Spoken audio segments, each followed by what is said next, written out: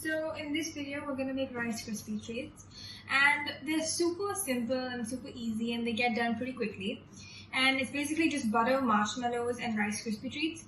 Now you do need Rice Krispie treats for this recipe. You can't really substitute in any different kind of cereal, but you can use cereal that doesn't have any other mixins. Like you can use Cocoa Pops if you want, like chocolate flavored ones, but don't use like Kellogg's Special K with like stuff mixed in, like with the berries mixed in, because you're gonna heat it up and mix it all together. So then it won't taste as good. So, and especially with like Rice Krispie treats, when you use only the plain Rice Krispies, you can add anything you want into the actual Rice Krispies. So you can customize it that way. So you can add chocolate, you can add sprinkles, like I'm going to add. You can add fruit, you can add a bunch of different things.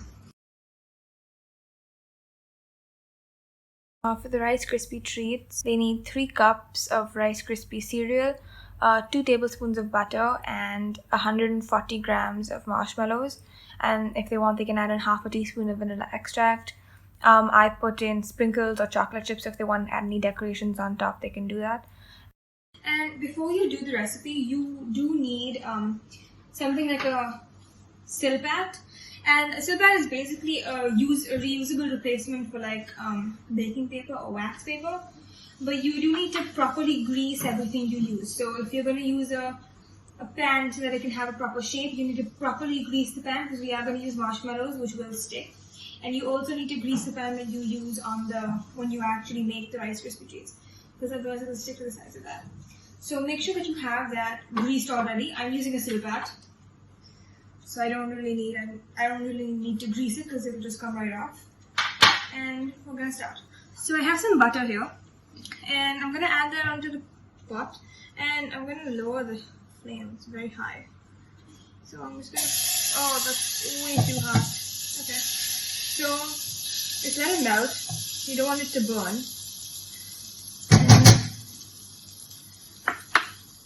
You're just gonna. It has to be on a lower heat than mine was. So start it off with a low heat.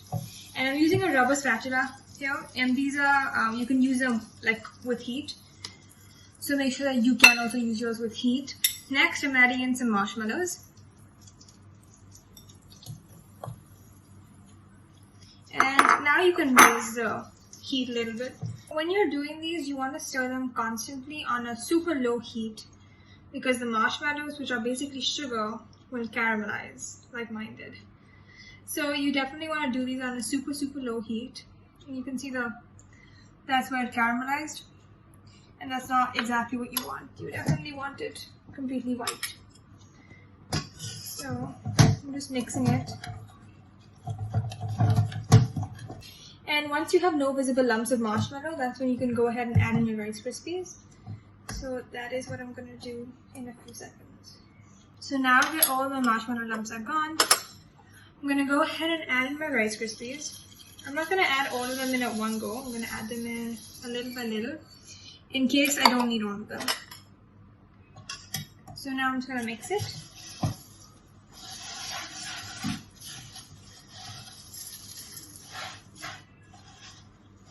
I've mixed in the Rice Krispies. I do have some left, so I don't need that.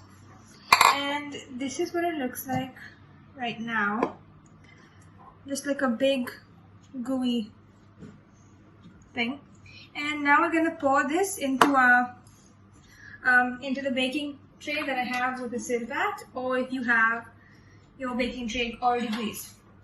Now when you pour it in, you want your mixture to be, you want this to be hot, because, or at least like, warm, because otherwise the marshmallow will start to solidify before you pour it out, so then you can't shape it into any shape you want. I'm just gonna pour it out, and after we've poured it out and we've shaped it, we can add anything that we want on top.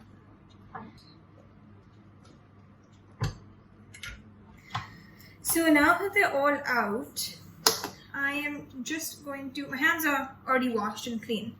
I am just going to take a little bit of butter and put them on my hands. And I'm going to take off any hand jewelry that you have on first. And I'm just going to like rub it so that the Rice Krispies won't stick to my hands when I shape it. This is the grossest feeling in the world, and I absolutely hate it. But you need it to shape your Rice Krispies. So now that I have greasy, buttery hands, let's shape it. So see, it's not sticking. Like, they're not sticking to my hands at all. So it definitely works, and it is worth it. And we're gonna cut it into like blocks anyways, so you don't really have to shape it, but if you want it to look pretty, you could. So I'm just flattening it out. It's kind of like a log shape, a weird flattened log shape. So once I'm happy with that, I have some rainbow sprinkles that I'm gonna sprinkle on top.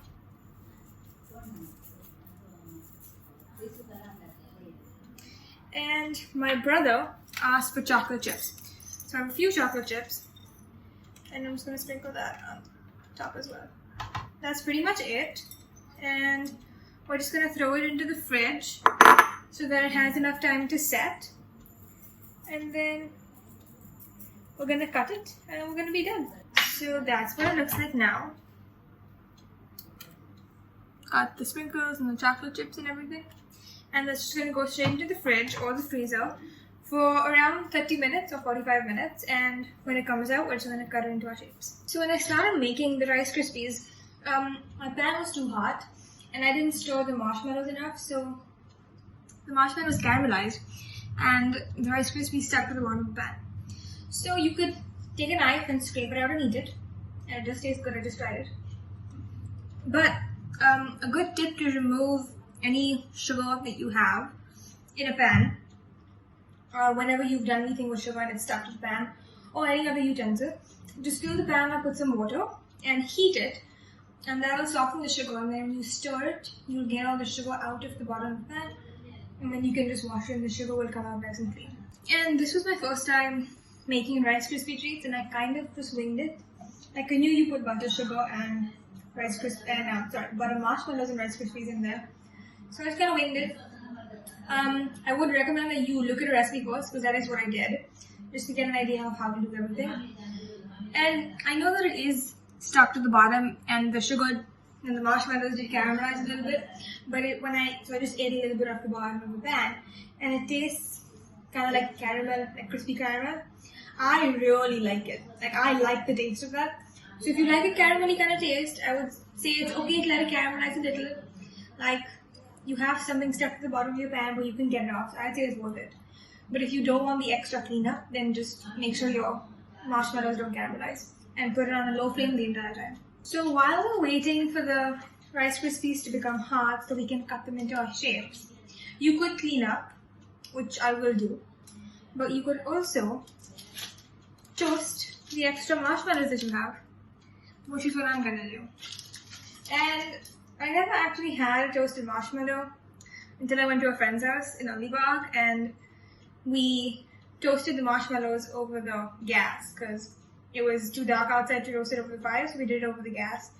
And it's nice and crunchy and like kind of bitter on the outside, but really soft and gooey on the inside. It's really good.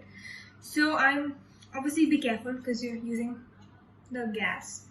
And I have a really, really long skewer stick here. I just put the marshmallow on top, and I'm gonna turn on the gas,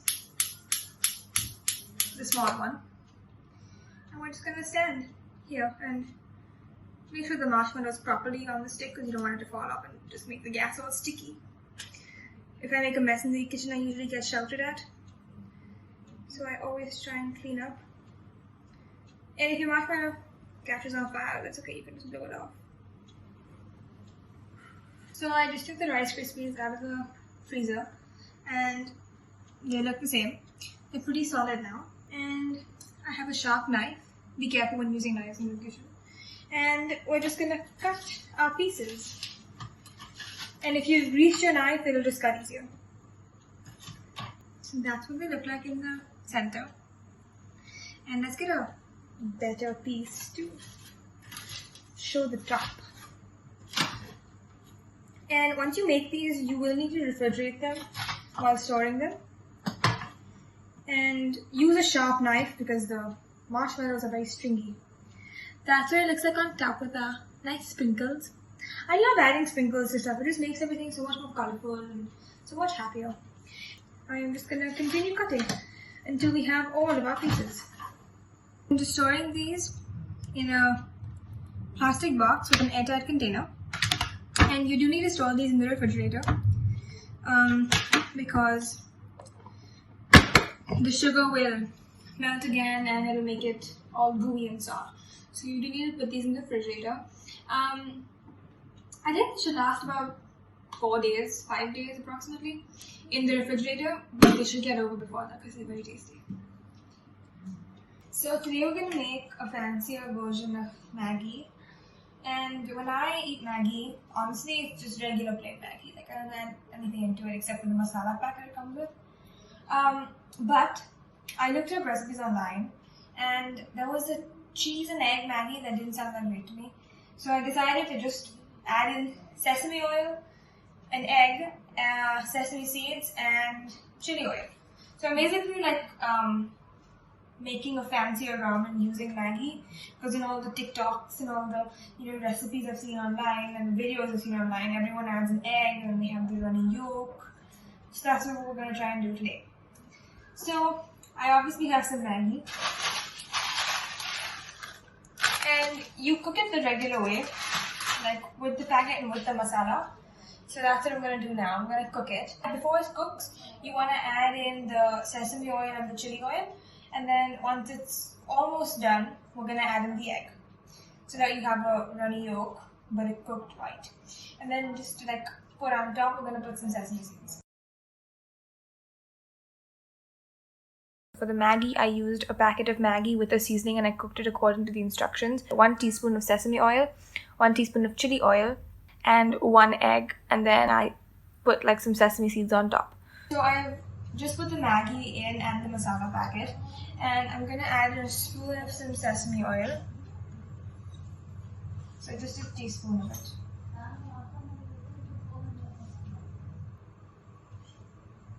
And I'm also going to add in some chili oil.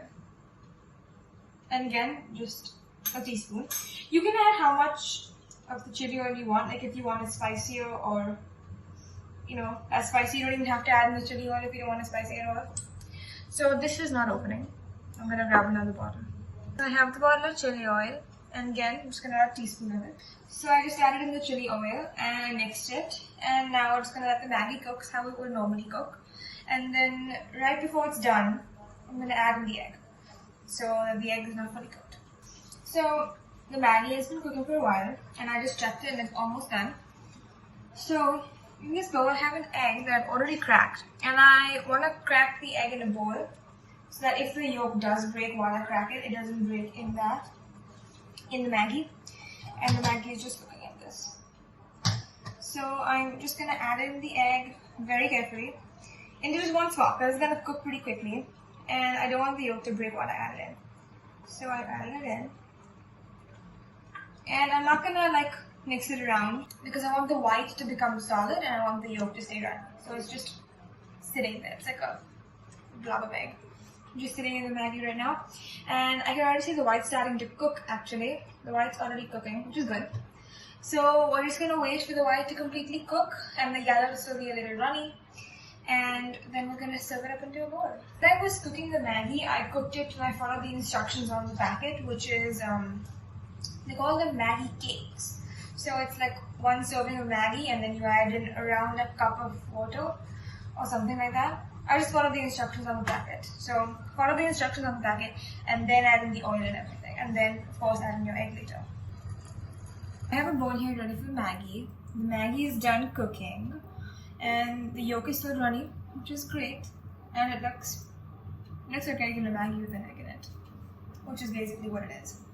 And I'm going to grab a big spoon and spoon it into the bowl so that hopefully I won't break the egg yolk. That's the spoon I'm grabbing. Pretty big. I am very nervous about this. So I've just grabbed it under the whole thing. If you can see that, it's completely under. And I'm just lifting it. Oh dear Lord. and put it in the bowl. Oh my god, it didn't break. I'm just leaving the extra Maggi inside. And now that it's in the bowl, we're gonna add in the sesame seeds. Just like a handful. And just sprinkling it on top. And this is basically just for decoration and also like a little bit of like, you know, texture. You can also add in green onions if you want, or like Chinese cabbage or pak choy. If I had those things, I would have added them in. They go really well with like sesame oil and sesame seeds. And now we're gonna see if our yolk is still runny. So that's the yolk. Oh wow, yep, it's runny. That's the yolk.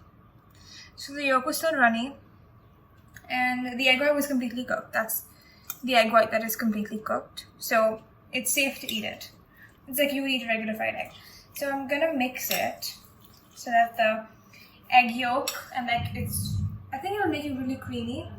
And I'm just gonna mix it so the egg yolk's completely mixed. And that's the fancier version of Maggi.